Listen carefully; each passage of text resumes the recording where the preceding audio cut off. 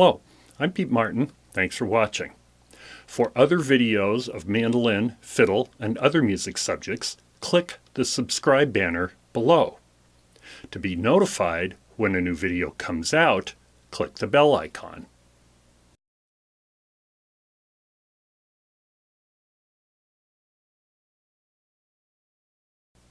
This set of videos shows how to put the Barry Harris method of jazz improvisation onto the mandolin.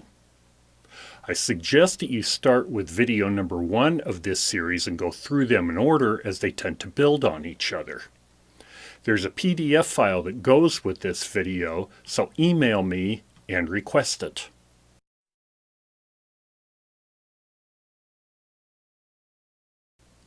In this video, I'm going to show everything in first position in the key of G.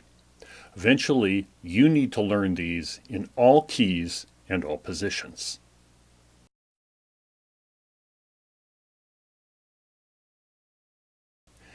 In Western civilization music, there are 12 different notes before we start repeating them either an octave higher or an octave lower.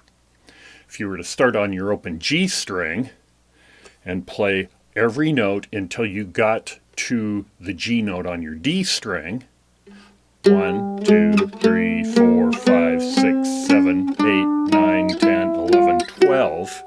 There's 12 different ones. And then the 13th is just an octave higher than the first one, so we don't count that. There are 12 different notes. If we play them all in a row, going up or going down, that's called the chromatic scale.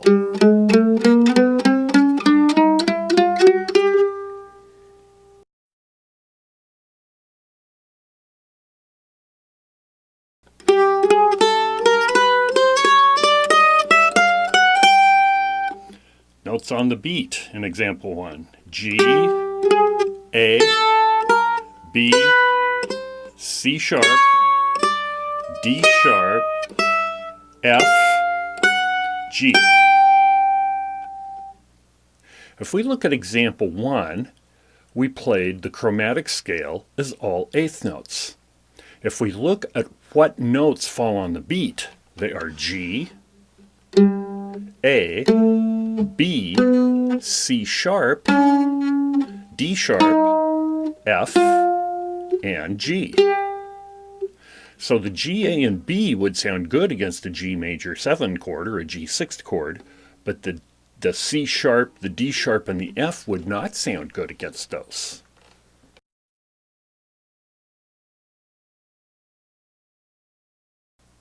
Barry Harris devised a slightly different version of the chromatic scale that, of course, we're going to call Barry's chromatic scale. And what it does is it puts the notes of in the key of G, it puts the notes of the G major scale on the beat. And you'll see how he does that in example 2.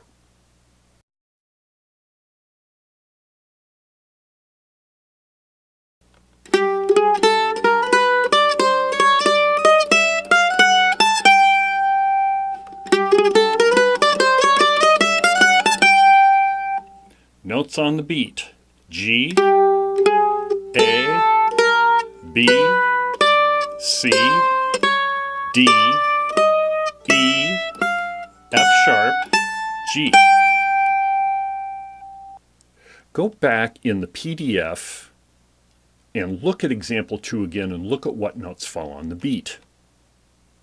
They're the notes of the G major scale. G, A, B, C, D, E, F sharp, and G. We're playing here against a G major 7 chord, or once again, we could be playing against a G 6th. Remember that a 6th and a major 7 are interchangeable in jazz. When we play the major scale against that, the G, A, and B notes sound very good. The C note clashes a little bit, but we play right through that, and the D, E, F sharp, and G actually sound pretty good. The E note being the 6th sounds fine, and the F sharp being the 7 sounds fine. They're both, remember, in jazz major chord sounds. So this scale works amazingly well ascending or descending, especially if we play parts of it in improvising. But how do we construct Barry's chromatic scale? First of all, let's analyze the normal major scale, and we see that in example 3.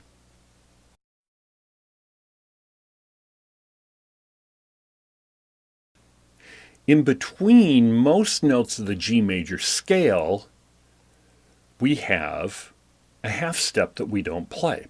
So in other words, when I play a G note, which is the first note of the G major scale, and the second note, which is A, there is a G sharp or A flat note in between. So if I wanted to play chromatically, all I have to do is play that in between note. So in other words, running up the scale to put the notes of the scale on the beat, I would just play G, G sharp, A, and that would put the G and A on the beat. The same thing happens between A and B.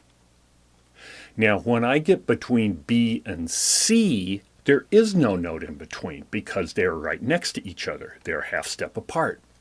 So what Barry does is he selects any other note to play what would normally you'd have between notes.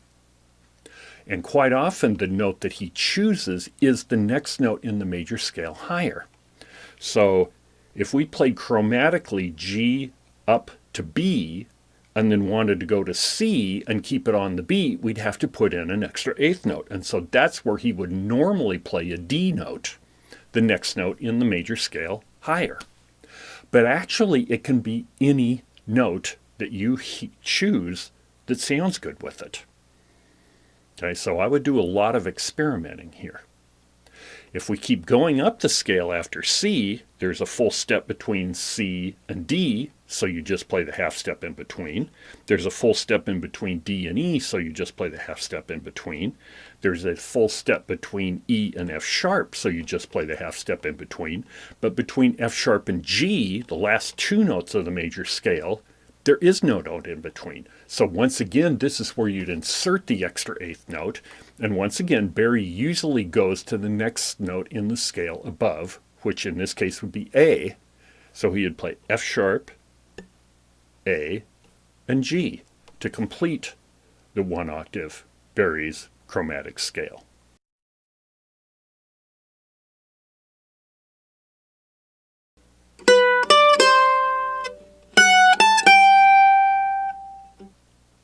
Like I said a couple of minutes ago, you can play any note as the extra note. In example 5, I decide to put an extra G note between B and C. So play example 5 and listen to it.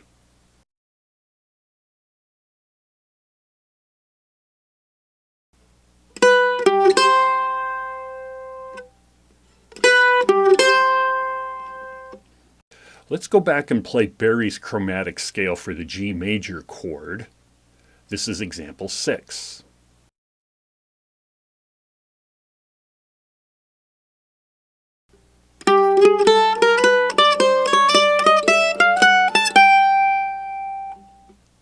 So notice in example 6, between the B and C note, where there is no half step in between in the major scale, I played the next note in the major scale higher, which is D, and the same thing between F sharp and G, there is no half step, so I played the next note in the scale higher, which is A.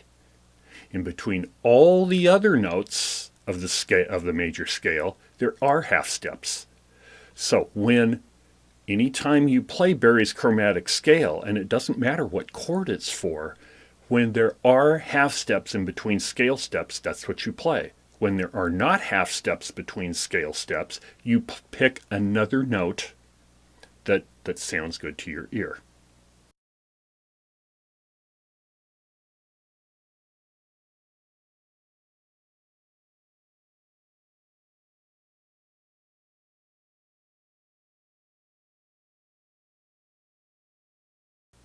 We do exactly the same to make Barry's descending chromatic scale. We see that in example 7.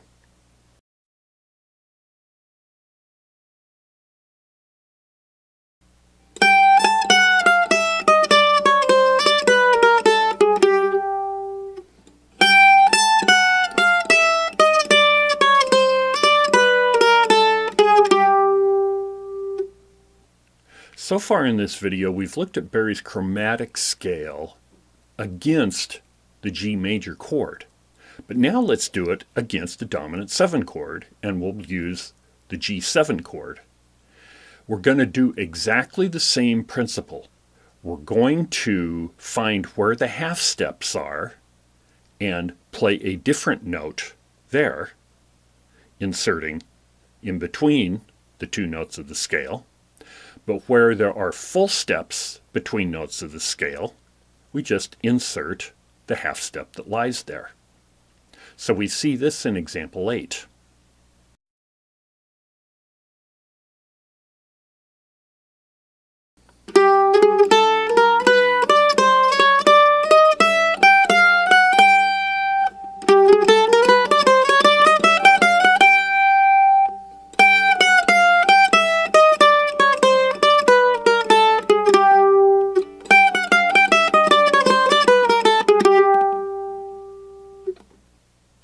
To construct Barry's chromatic scale, do the following. You need to know what chord you're playing against, number 1. Number 2, you need to know the scale for that chord.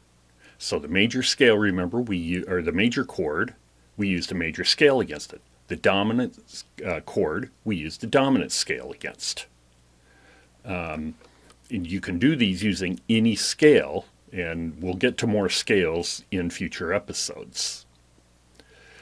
Whenever there's half steps in between notes of the scale, those are the ones you use. When there are no half steps between notes of the scale, that's where you have to insert another note. And remember, that note can be any note of your choice that sounds good to you.